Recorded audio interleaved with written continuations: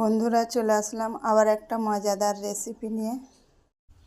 তাজা লাউ শাক নিয়ে নিয়েছি, ডালের বড়ি আর ভেজ বড়ি দিয়ে রান্না করে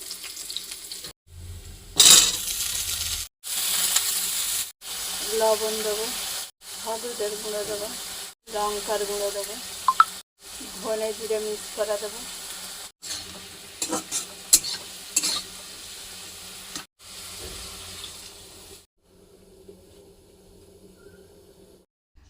আগে থাকতে ভাজি করে রাখা বড়িগুলো দিয়ে